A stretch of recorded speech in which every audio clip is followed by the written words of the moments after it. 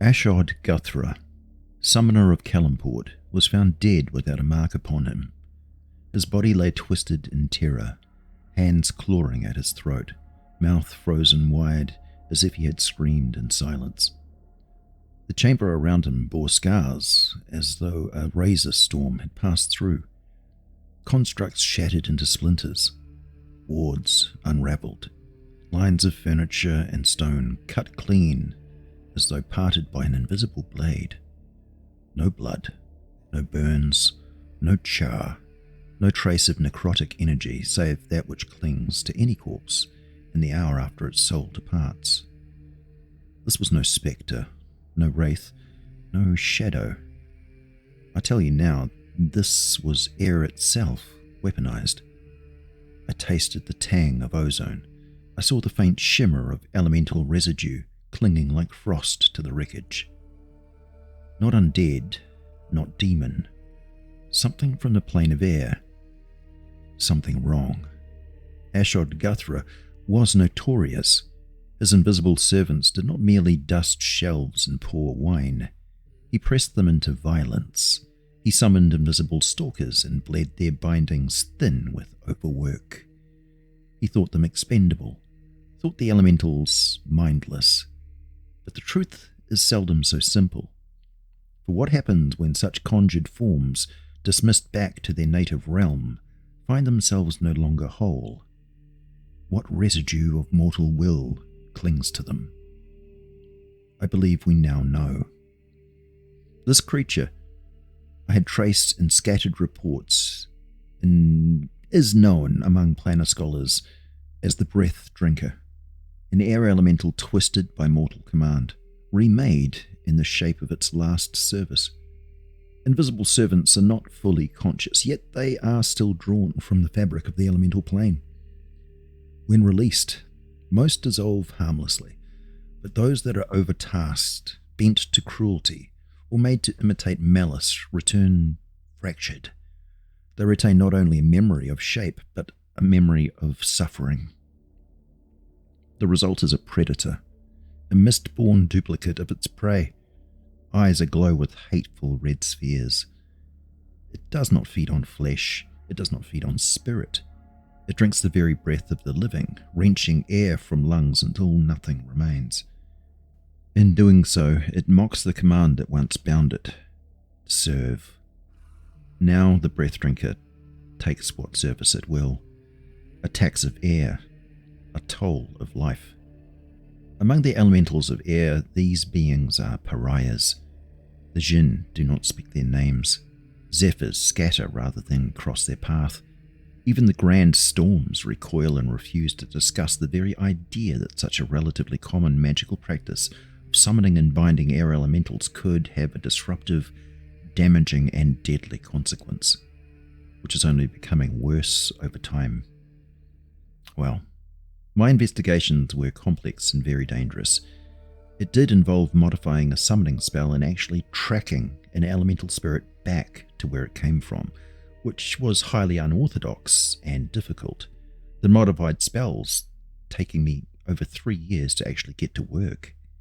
When I finally managed to track one and followed it, what I found was what I'm here to discuss today. So, grab yourself a tasty beverage, perhaps one of my stylish, comfortably proportioned, high quality and very prestigious mugs available from my Fourthwall store, because it's time to get deeply nerdy about the Breathdrinker. First appearing in the second monster manual for 3rd edition Dungeons & Dragons, the Breathdrinker has no modern update officially for 5th edition, but there are many homebrew conversions to be found, proving that this monster continues to be a popular addition to people's games. Here is the original page listing of the creature. As you can see, there is not much to distinguish it from many other forms of invisible air elemental, but it has some interesting quirks. Foremost is the baleful red eyes, that habit of emulating the form of their next chosen victim, simply to cause as much confusion and terror as they can. This is not normal behavior for an elemental. Normally they have very little idea of what fear and other emotions actually are. They find beings of the prime material plane to be very alien. But not the Breathdrinker. which suggests very strongly that they are more familiar with mortal material beings than they really should be if their predation was purely random and natural chance. No. These sadistic murderers know what they are doing and know enough about what they are doing it too. Their actions are not instinctual hunting. They are evil, no doubt about it. They do it because they hate. The Breathdrinker lurks unseen, stalking one victim at a time. It's patient. It studies. It waits until its quarry lies sleeping, and then it kneels at the bedside, unseen, to draw the final exhalation and drain the life from their body. Once it selects prey, it will not stop. Other threats it will lash out at with blades of compressed air, scything arcs that leave gouges in stone and wood. But its chosen victim is reserved for the slow theft of breath. In this way, it feeds, though the mechanism of sustenance is poorly understood. Perhaps it's not nutrition at all, but vengeance. The act of stealing breath gives form to its hate. They are solitary, they are mobile. They can stalk from one end of Faerun to another if their victim lives long enough to flee. When at last the breath is stolen, the creature vanishes for days, digesting its prize. Then the hunger returns. These horrors are not like an elemental version of a revenant. They don't stop at the source of their torment. They carry on, murdering for as long as they exist. But why? Well, that was my mission. The answer I uncovered was going to be a big problem, as I know the way that mages operate, how they exchange information, and this was very much in the category of information that mages never want others to know. That all magic has a cost to be paid. Always. You simply can't take freely without consequence. Now, for the most part, the common spells we see mages use have very well concealed cost, usually paid elsewhere. In the case of invisible servants, that cost is the pain and suffering sent back to the plane of elemental air, out of sight and out of mind, lost in the infinite expanse, which by the standards of mages makes this particular spell safe enough for general use. But the cold corpse of Ashod Guthra was hard evidence that this was not the complete truth. Most invisible servants and other elemental spirits do return to the endless breezes of their home unscarred. But some, those who were forced into cruelty, those who tasted blood, those commanded to silence screams or to strangle, return stained. They arrive on their home plane not as they were, but as predators, and there upon the plane of air, the damage festers unseen. Ashod Guthra's death is proof that the Breathdrinker can find its way back. Whether it slipped through a weakened summoning circle or clawed through a rift, or simply drawn by the scent of the mage who once abused it, I cannot say. But it returned, and it killed. If you have never guessed before now, I do belong to a particular school of magic. More than that, it's one of the most vital and respected, but not one of the most commonly chosen by those who start their journey in learning the arcane arts. Abjuration is the quintessential school of defensive magic, focusing on protection, negation, and warding against threats rather than direct offense. It encompasses spells that create barriers, dispel hostile magic, banish extraplanar entities, and provide resistances. It's not the most dangerous body of magic to learn. It is, however, one of the most dangerous schools of magic to put into practice. This school is often seen as benevolent and proactive, focused on preserving life in order by mitigating harm and controlling dangerous magical phenomena. Practitioners are highly skilled at drawing boundaries, enforcing universal laws, and maintaining balance. Most abjuration specialists also focus very heavily on detection magic, so that they can find and root out all forms of supernatural evil. When I say proactive, I mean that abjurers prepare carefully, investigate in concealment, and try at all times to prevent harm from ever happening. When it comes to the supernatural, prevention is always better than the cure. Who knows how many breath drinkers there are out there? There must be other entities, variants, and a multitude of horrors they inflict on others, tied to other spells which summon and enslave elemental creatures. Over the vastness of time, they will become more and more obvious, and the unspoken cause of them will become something wizards have to answer for. From an ecological standpoint, Breathdrinkers don't form communities or reproduce. Each one is a singular accident, a fracture born of binding magic gone wrong. Their life cycle is parasitic and psychological. They drift invisibly until they fixate, and then gorge themselves on torment until their form stabilizes for a time. Eventually, having consumed all the fear a victim can give, they retreat to the plane of air, their essence congealed in agony. Only when some mortal spell weakens the planar boundary again, summoning spells, planar breaches, even disasters that tear open the weave, do they slip back to continue their vengeance. A Breathdrinker does not fight like a raging storm. It is a predator, not a soldier. Its methods are silent, surgical, cruel. It stalks invisibly, patient as the grave, until its victim is alone or asleep. And then it strikes, not with blows, but with its fear gaze and breath-drinking power.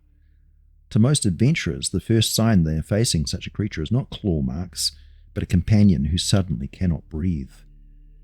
They do not waste effort. Once a Breathdrinker chooses prey, it will not relent.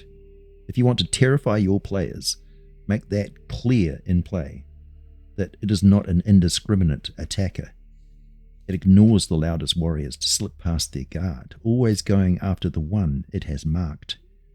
Even if driven away, it will return again and again till that victim is consumed. That sense of inevitability is what makes it frightening. If pressed by a whole party, it lashes out with wind-scythe attacks, leaving gouges and knife-like cuts in wood, stone, or flesh. But that is defense only. It will not give up on its target unless destroyed. The most rewarding way to run a Breathdrinker is to lay its trail like a murder mystery. Give the players breadcrumbs before the full reveal. Victims found with no marks, mouths frozen open, rooms shredded as if cut by invisible blades, subtle drafts or pressure shifts around the party, torches sputtering in a closed room. Strange doubled footprints in dust, the monster mimicking the form of its victim. Waking nightmares of suffering or feeling something sit at the bedside unseen. The red glow of its eyes glimpsed in a mirror, or a moment of direct gaze, should be the moment when players finally grasp what hunts them. The party that sets out to fight a Breathdrinker needs to approach it as though they would a serial killer, rather than a battlefield opponent. It's not going to rush into the light and brawl with them. Instead, it will keep hammering the weakest member of the group, especially if they isolate themselves, even for a moment. The most effective defense is to keep the party tight, deny the creature opportunities to stalk its target in private, and force it to contend with the entire group at once. Spells and abilities that counter invisibility are invaluable, but even without them, the group can try flower, ash, smoke, or anything that moves in the air. Characters who have no magical recourse should rely on the environment, for this is a monster that betrays itself in the rippling of curtains, the sudden draft of a door, or the wavering of torchlight. If the party knows who has been marked, that character must be kept surrounded and guarded at all times. Healers will be drained quickly trying to stave off the suffocation, so rotating defensive spells, wards, or simple bodyguard tactics become essential. The warriors must be willing to ignore taunts and damage dealt elsewhere in order to defend the chosen victim, because if they let the monster achieve its purpose, it gains strength from the kill. That's the cruelest part of the Breathdrinker. It forces the party into a war of attrition. But if they burn all their resources keeping one comrade alive, the rest of the adventure may collapse around them, which is exactly the kind of long game misery the thing embodies. For players who want to press the attack, wide area effects are their best hope. It cannot be pinned easily, but if the group has access to fire, force, or even fog effects, They can reveal its outline and strike it while it's visible. Because it is a creature of air, attacks that manipulate pressure or confine space work best. In a closed chamber, the monster is more dangerous, but also more vulnerable to being trapped. Outdoors, it can flee indefinitely, returning to stalk them when they are weak. Smart players will turn its patience against it, creating wards or zones of safety and bait it into attacking on their terms. Scaling the monster depends on how you want to pace the horror. At lower levels, the Breathdrinker can be terrifying even if it does not kill outright, but draining strength in a way that leaves the victim incapacitated and shaken rather than dead. You can represent this as exhaustion, suffocation, or even dream-haunting attacks that sapped the victim's will. At mid-tier play, the monster escalates into a true assassin, capable of killing outright with its suffocation, wielding fear as a weapon, and forcing the group to constantly defend one of their own. At higher tiers, the Breathdrinker becomes more mythic, not just targeting a victim, but duplicating their voice, sowing paranoia, and perhaps striking multiple targets in different locations as if it has split itself. But then it becomes less a single creature and more a reoccurring nemesis, showing up between adventures until the party can finally pin it down and banish it. The key to scaling is how relentless it is. For weaker groups, it can be driven off by light and damage, taking time to regroup before returning. For stronger groups, it shrugs off punishment and reappears the very next night, gradually escalating its powers as the campaign escalates. If you want a climactic confrontation, give it the ability to transform the battlefield itself, choking an entire chamber of air, forcing the party to fight while struggling to breathe, and making every second count. For other additions, treat it as a variant invisible Stalker with its strangulation traded out for suffocation and constitution drain in older rule sets. Play up its role as a lurker in 4th edition with ongoing breath drain damage, and in 5th edition, give it altered air elemental traits with fear gaze and its mimicry of the victim's form as psychological warfare. The one constant across all the systems should be its obsession with a single chosen victim, the inevitability of its attacks, and its cruelty in the hunt. In modern horror games such as Delta Green or Call of Cthulhu, it takes the role of a pariah elemental slipped into our world through reckless experiments, haunting case files with inexplicable suffocation murders and anomalies in air pressure and EMF fields. In science fiction such as Traveller, it becomes an alien atmospheric predator, a semi-sentient ionized gas that infiltrates colonies and starships, feeding on breathable air and the terror of suffocation, unseen by scanners until too late. The rules hardly matter compared to the fear it creates, for this monster is not about combat statistics, it's about dread.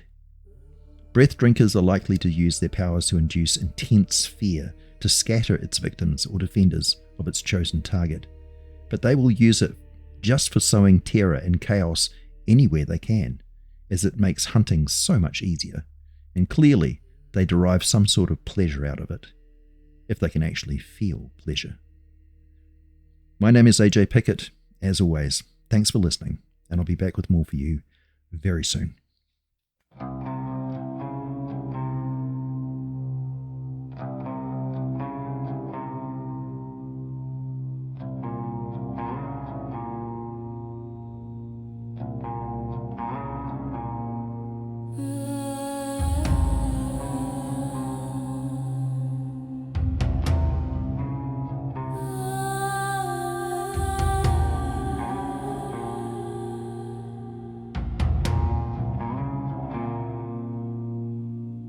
Born of chains in a mage cool design, air was bound, forced to bend to serve to pine. Invisible hands, they toiled in silent pain. Blood on the wind, their essence stained. Ashod Guthra, summoner of cruel command,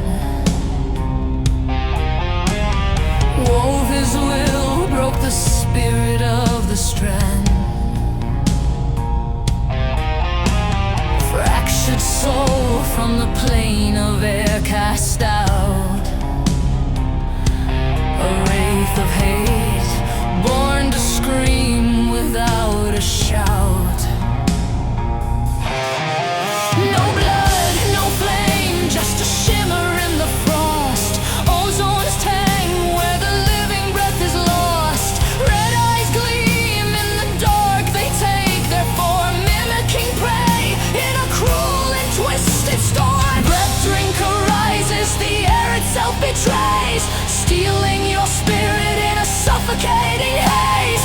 Hunger eternal, it hunts through endless night, taking your breath till your soul gives up the fight.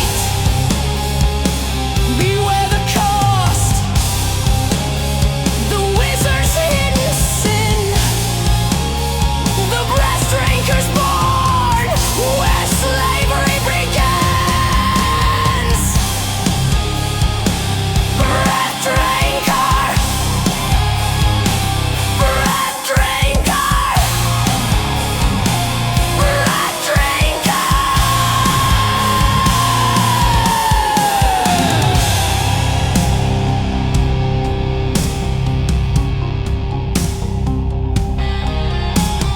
Cast back home to the endless winds of air. Pariah shunned, no Djinn will meet its stare. Zephyrs flee, storms recoil from its disgrace. A fractured soul with a mortal's hateful face.